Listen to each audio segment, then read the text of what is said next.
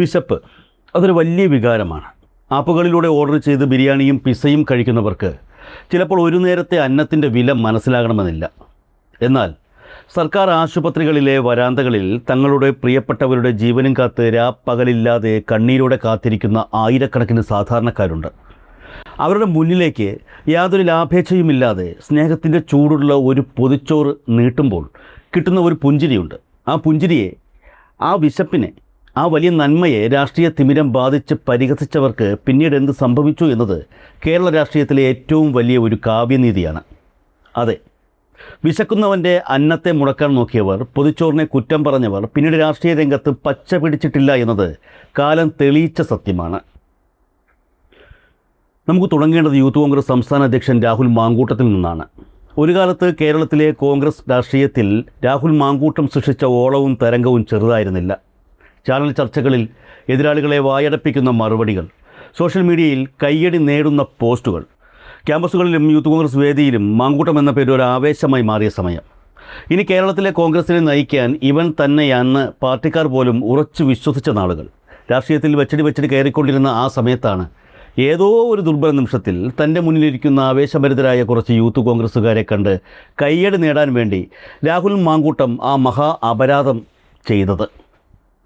കേരളത്തിലെ ലക്ഷക്കണക്കിന് പാവങ്ങളുടെ വിശപ്പകറ്റുന്ന ഡിവൈഎഫ്ഐയുടെ ഹൃദയപൂർവ്വം പൊതിച്ചോർ വിതരണത്തെക്കുറിച്ച് അയാളൊരു വഷളൻ പ്രസ്താവന നടത്തി. പൊതിച്ചോറിൻ്റെ മറവിൽ നടക്കുന്നത് അനാശാസ്യമാണ് എന്നായിരുന്നു ആ ഗുരുതരമായ ആരോപണം. ആയിരക്കണക്കിന് അമ്മമാരും സഹോദരിമാരും പുലർച്ചെ എഴുന്നേറ്റ് സ്വന്തം വീട്ടിലെ അരിയെടുത്ത് വറ്റിച്ച് സ്നേഹത്തോടെ പൊതിഞ്ഞു നൽകുന്ന ആ അന്നത്തെയാണ് അയാൾ അങ്ങേയറ്റം മ്ലേച്ഛമായ വാക്കുകൾ കൊണ്ട് അപമാനിച്ചത്. ഒരു ജനതയുടെ മുഴുവൻ നെഞ്ചത്തേറ്റ അടിയായിരുന്നു ആ വാക്കുകൾ. പിന്നെ എന്ത് സംഭവിച്ചു? ആ പ്രസ്താവനയ്ക്ക് ശേഷം രാഹുൽ മാങ്കൂട്ടത്തിൻ്റെ ഗ്രാഫ് ഒറ്റയടിക്ക് താഴേക്ക് കൂപ്പുകുത്തുകയായിരുന്നു. എവിടെയൊക്കെ അയാൾ തൊട്ടുവോ അവിടെയൊക്കെ പരാജയവും അപമാനവും മാത്രം. ഒടുവിൽ ഒരു പൊതുപ്രവർത്തകൻ തൻ്റെ ജീവിതത്തിൽ ഒരിക്കൽ പോലും പെടരുത് എന്ന് ആഗ്രഹിക്കുന്ന അങ്ങേയറ്റം നാണം കെട്ട പെണ്ണ് കേസ് വരെ തലയിൽ ചുമന്നുകൊണ്ട് നടക്കേണ്ടി വന്നു. ഇപ്പോഴും കൊണ്ടു നടക്കുന്നു. വ്യാജ വിവാഹ വാഗ്ദാനം മുതൽ ഗർഭചിത്രം വരെ പല നാണക്കേടുകളും ആ രാഷ്ട്രീയ ഭാവിയെ ഗ്രസിച്ചു. ജനങ്ങൾക്കിടയിൽ അയാൾ വെറുമൊരു പരിഹാസ കഥാപാത്രമായി മാറി. വിശക്കുന്നവൻ്റെ അന്നത്തെ അപമാനിച്ചതിന് കാലം നൽകിയ തിരിച്ചടി. ഇപ്പോഴിതാ ആ പൊതിച്ചോറ് ശാപം ഏറ്റുവാങ്ങാൻ കേരള രാഷ്ട്രീയത്തിൽ നിന്നും പുതിയൊരാൾ കൂടി വന്നിരിക്കുന്നു. സാക്ഷാൽ ജി സുധാകരൻ. ആലപ്പുഴ മെഡിക്കൽ കോളേജിൽ ഡിവൈഎഫ്ഐ നൽകുന്ന പൊതിച്ചോറിനെതിരെയാണ് സുധാകരൻ്റെ പുതിയ പരിഹാസം. രാഹുൽ മാങ്കൂട്ടത്തിന് സംഭവിച്ച ഗതി കണ്ടിട്ടും എന്തുകൊണ്ടാണ് സുധാകരൻ ഈ പണിക്ക് പോയത്? അതിനുത്തരം ഒന്നേയുള്ളൂ: CPM-നോടുള്ള അടങ്ങാത്ത കലി, അതിലുപരി തനിക്ക് നഷ്ടപ്പെട്ട അധികാരത്തോടുള്ള ആർത്തി. ആരാണ് ജി സുധാകരൻ? 2006 മുതൽ 2011 വരെയും 2016 മുതൽ 2021 വരെയും കേരളത്തിലെ കരുത്തനായ മന്ത്രിയായിരുന്ന ആൾ. ആ 10 വർഷം സുധാകരൻ ജനങ്ങളുടെ കണ്ണിൽ ഒരു മികച്ച ഭരണാധികാരിയായിരുന്നു. പക്ഷേ മന്ത്രിസ്ഥാനം പോയതോടെ, പാർട്ടിയുടെ നേതൃനിരയിൽ നിന്നും മാറ്റപ്പെട്ടതോടെ സുധാകരൻ്റെ തനിനിറം പുറത്തു വന്നു. താൻ ഒരു കാലത്തും ഒരു സാധാരണ സഖാവായിരുന്നില്ലെന്നും വെറുമൊരു അധികാരമോഹിയായ മാടമ്പിയാണെന്നും അദ്ദേഹം ഓരോ ദിവസം ചെല്ലുംതോറും തെളിയിച്ചു കൊണ്ടിരിക്കുകയാണ്. അധികാരമില്ലാതെ ഒരു നിമിഷം പോലും ജീവിക്കാൻ കഴിയില്ല എന്ന അവസ്ഥ വന്നപ്പോൾ തന്നെ മാറ്റി നിർത്തിയ പാർട്ടിയോട്, CPM-നോട് അദ്ദേഹം കടുത്ത ശത്രുതയിലായി. ആ ശത്രുത തീർക്കാൻ പാർട്ടിയുടെ യുവജന സംഘടന ചെയ്യുന്ന ഏറ്റവും വലിയ നന്മയെ, ആ പൊതിച്ചോറിന് തന്നെ അദ്ദേഹം കുറ്റം പറയാൻ തുടങ്ങി. ഇദ്ദേഹത്തിൻ്റെ യഥാർത്ഥ മുഖം വ്യക്തമാക്കുന്ന 2 സംഭവങ്ങൾ അടുത്തിടെ സോഷ്യൽ മീഡിയയിൽ വലിയ ചർച്ചയായിരുന്നു. സുധാകരൻ്റെ ഈ തനന്താണ മനോഭാവത്തെ തുറന്നു കാണിക്കുന്ന ആ സംഭവങ്ങളിലൂടെ ഒന്ന് കണ്ണോടിച്ചാൽ മാത്രം മതി ഇദ്ദേഹം എത്രത്തോളം ജനവിരുദ്ധനാണ് എന്ന് മനസ്സിലാക്കാൻ. ഒന്നാമത്തെ സംഭവം നടക്കുന്നത് ആലപ്പുഴ നീർക്കുന്നം SDV സ്കൂളിലാണ്. അവിടെ വർഷങ്ങൾക്ക് മുൻപ് സുധാകരൻ MLA ആയിരുന്നപ്പോൾ ഫണ്ട് ഉപയോഗിച്ച് ഒരു കെട്ടിടം അവിടെ പണിതു. എന്നാൽ പിന്നീട് H. സലാം MLA ആയപ്പോൾ ആ സ്കൂളിന് 3,90,00,000 രൂപയുടെ പുതിയ ഫണ്ട് അനുവദിച്ചു. പുതിയ കെട്ടിടം പണിയണമെങ്കിൽ പഴയത് പൊളിക്കണം. സർക്കാർ സ്കൂളിൽ ഒരു കെട്ടിടം പൊളിക്കുന്നതിന് കൃത്യമായ നിയമങ്ങളുണ്ട്. പഞ്ചായത്ത് AE വന്ന് എസ്റ്റിമേറ്റ് എടുക്കണം, വാല്യൂഷൻ നടത്തണം, പഞ്ചായത്ത് ഭരണസമിതി അംഗീകരിച്ച് ലേലം നടത്തണം, ടെൻഡർ വിളിക്കണം. 1,10,000 രൂപ വാല്യൂഷൻ ഇട്ട ആ കെട്ടിടം 4 ലക്ഷത്തിലധികം രൂപയ്ക്കാണ് ലേലം പോയത്. തികച്ചും സുതാര്യമായ നിയമപരമായ നടപടി. എന്നാൽ ഈ വാർത്ത അറിഞ്ഞ സുധാകരൻ മുണ്ടും മടക്കി കുത്തി സ്കൂളിലേക്ക് പാഞ്ഞെത്തി. അവിടെ ചെന്ന് അദ്ദേഹം നടത്തിയ പ്രകടനം കണ്ടാൽ ആരും മൂക്കത്ത് വിരൽ വെച്ച് പോകും. എൻ്റെ പൈസ കൊണ്ട് പണിത് കൊടുത്തതാണ്, എന്നോട് ചോദിക്കാതെ ഇത് പൊളിക്കാൻ പാടില്ല എന്നായിരുന്നു സുധാകരൻ്റെ ന്യായം. എന്തൊരു അഹങ്കാരമാണിത്! താൻ എപ്പോഴോ പാസ്സാക്കിയ MLA ഫണ്ട് സ്വന്തം തറവാട്ട് സ്വത്താണെന്നാണോ സുധാകരൻ കരുതുന്നത്? അവിടെ നിന്നവരിൽ ചിലർക്കെങ്കിലും MLA ഫണ്ട് താങ്കളുടെ ഏതെങ്കിലും ബന്ധുക്കളുടെ വകയാണോ എന്ന് ചോദിക്കാൻ തോന്നിയാൽ അതിനെ ഒരിക്കലും കുറ്റം പറയാൻ കഴിയില്ല. ബന്ധുക്കളുടെ വക എന്ന് ഞാൻ ഉദ്ദേശിച്ചതിൻ്റെ കാര്യം മനസ്സിലായി കാണുമല്ലോ. ഞാനിവിടെ കുറച്ച് സഭ്യമായി കാര്യങ്ങൾ പറഞ്ഞു എന്നേ ഉള്ളൂ. ഒരു സർക്കാർ കെട്ടിടം പൊളിക്കുന്നതിൽ അവിടെ മുൻപ് MLA ആയിരുന്ന വ്യക്തിക്ക് യാതൊരു റോളുമില്ല എന്ന് 10 വർഷം മന്ത്രിയായിരുന്ന ഈ മനുഷ്യൻ അറിയില്ലേ? നിയമവിരുദ്ധമായി അവിടെ എന്തെങ്കിലും നടന്നു എന്നൊരു ആക്ഷേപം അദ്ദേഹത്തിനില്ല. മറിച്ച് തന്നോട് അനുവാദം ചോദിച്ചില്ല എന്ന ഈഗോ മാത്രമാണ് പ്രശ്നം. താനൊരു ജനപ്രതിനിധിയല്ല, മറിച്ച് അമ്പലപ്പുഴയിലെ മഹാരാജാവാണെന്ന മാടമ്പിത്തരമാണ് അവിടെ കണ്ടത്.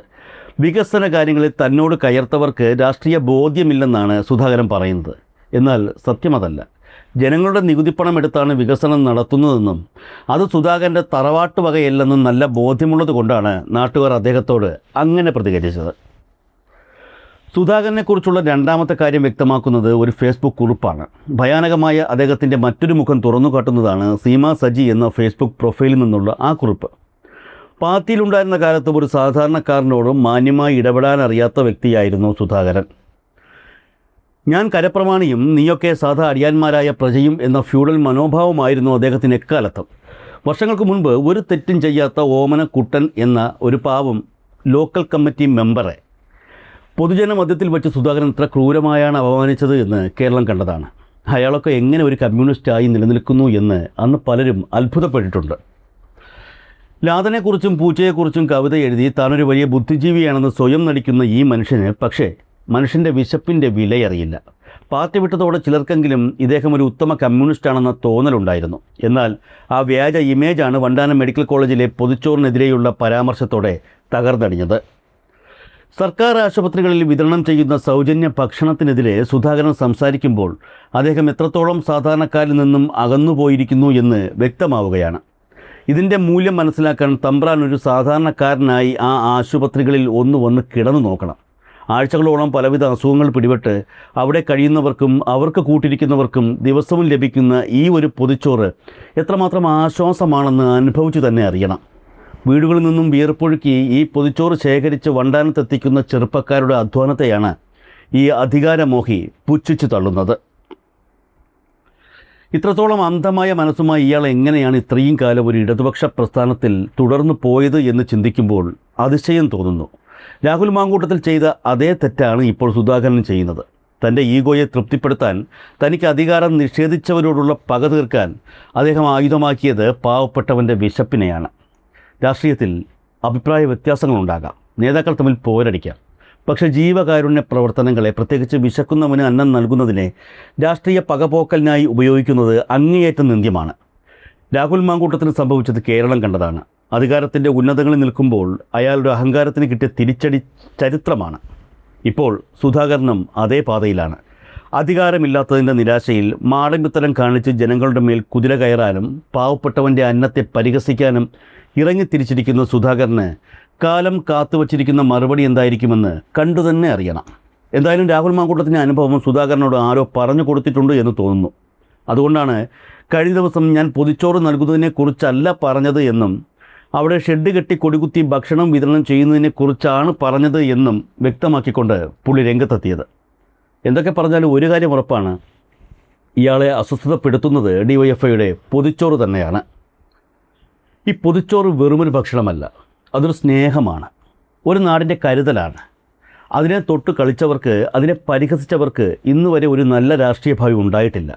മാങ്കൂട്ടത്തിന് പിന്നാലെ സ്വന്തം അഹങ്കാരം കൊണ്ട് സ്വയം കുഴിച്ച ശവക്കുഴിയിലേക്ക് നടന്നു കയറുകയാണ് സുധാകരൻ.